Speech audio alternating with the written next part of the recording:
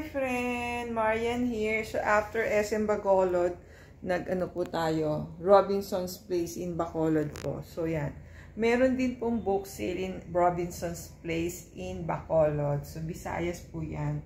Sa hotel na po tayo, Grand Sing Hotel. So, meron din po tayong haul from Robinson's Place in Bacolod. In the Visayas po yan.